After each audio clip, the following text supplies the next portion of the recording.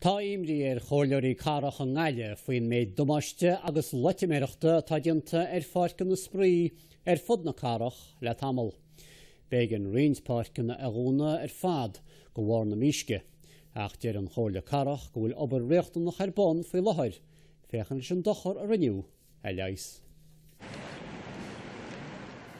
Sos le de Spraoi is fé tá go gcomhairle Cathrach fud na Gaillimhe.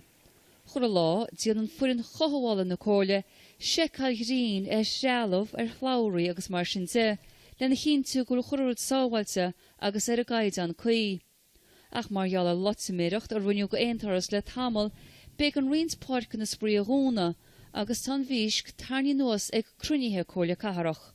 Tá sé tarnaí nuas brahan sé cinnáid bhfuil an domáiste déanta tarnaí nuas go minic na crunithe chomhairle Cathrach agus sin príomhre a bhíonn sa go leorgan na cóirle rí nó cin fána chul chuí ar an Párc Spraoi.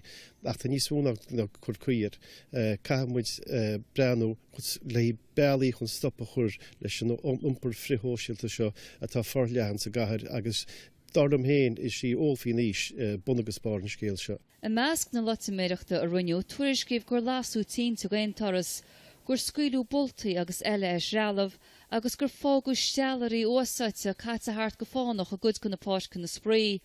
Tá chomhairle Cathrach i ggéireacht a réiteach. Well ní leis an chomhairle Cathrach amháin atá réiteach na bhaibeise, caihamid breanú na pártaí fad atá a tharntasteach an, caihamid breanú na déagóirí a thain, caihamid na tiismóirí úrtasteach, caihamid na gádaí úrtasteach, agus beidir breanún sin rudaí cosa le CCTV agus an tarn míaltóga seo tugusteach a sasna, ach ní réite for naib seo tharíe. Táthasúil go mbeidh na Pháirceanna Spraoi tá dúnta faoi láthair osclaí i ríis tuaiste go chopla seachtain.